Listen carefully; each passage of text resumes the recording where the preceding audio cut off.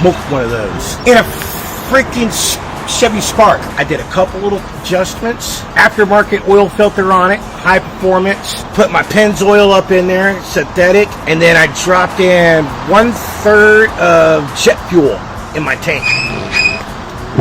Scooting. In 4th gear, before my red line, I hit 130 miles. 100. Just do it!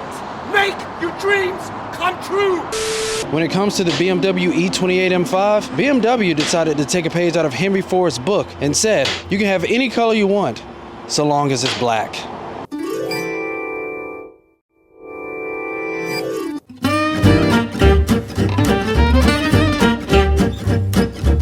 So, why didn't BMW sell a $50,000 super sedan in one color only? In 1988, if you bought an M5 in America, you didn't pick a color. BMW picked it for you. Every North American E28 M5 came in black on tan. But there's a twist. Worldwide, we hear there were other colors that were made. Drop it down in the comments and let us know, what other colors did BMW make worldwide, globally, in the E28 M5? Also, they did make around 100 of these in black on black. I know a lot of you want to know why they did this, so BMW had to mass produce these quickly for the US market. So they simplified options to streamline hand-built production. Keyword, hand-built production.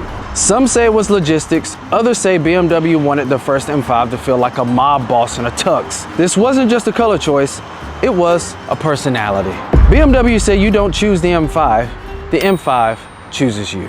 In 1988, this thing looked like your accountant's daily, but it was the fastest production sedan on earth. All right, stats. Hand built by BMW Motorsport. Engine derived from the BMW M1 race car. Visuals, no crazy aero, no flashy colors, just quiet violence. Before AMG was loud, BMW was silent and deadly.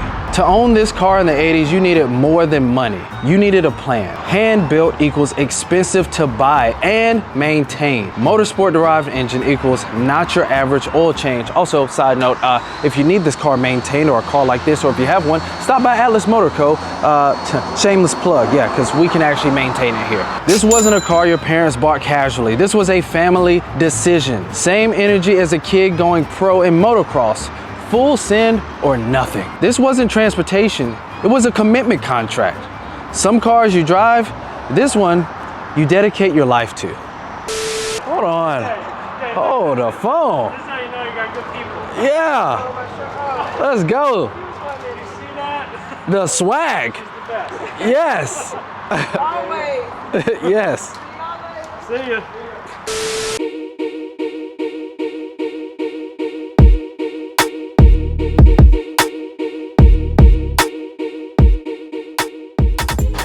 The car with the engine that could self-destruct, but people still worship it.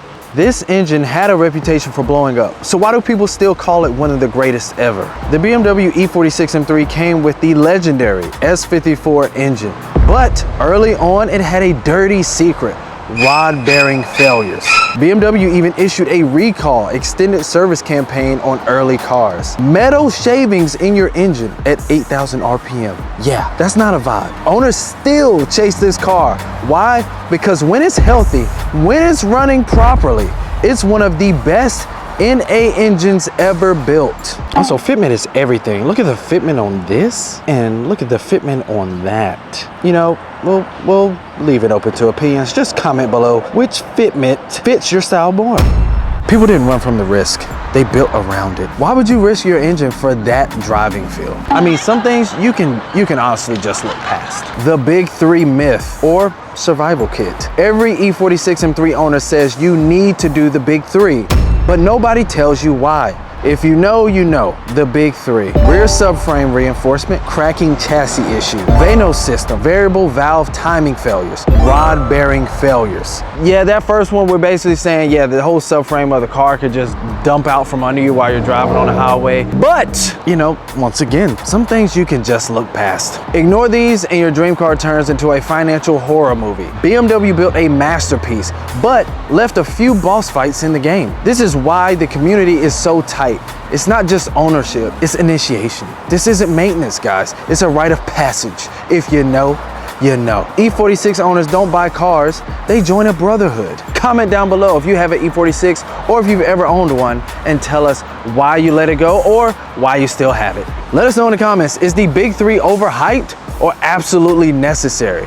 And would you daily one of these knowing the risks? If you made it this far and you've owned an SMG one of these, yeah, just go ahead and tell us how long you lived with it, and did you make it to 100,000 miles? I'm just curious. Or did you let it go? Why did you let it go? There's a thing about the SMGs, and I never knew personally until I drove in one. Warmed that bad boy up, SMG.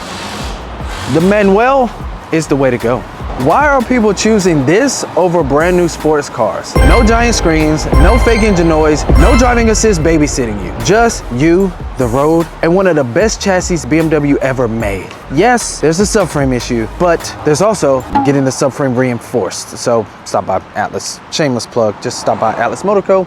and we can reinforce the subframe. There you go. Modern cars equals fast but filtered. E46 M3 equals raw, connected, analog. This car makes you feel like the upgrade. Some people say newer is better, but E46 owners aren't buying specs, they're buying soul. You don't drive this car, you experience it. New cars are faster, this one feels faster. So let me know in the comments, why would you take an E46 M3 over a new BMW M4? Or why would you take a new M4 over the E46 M3?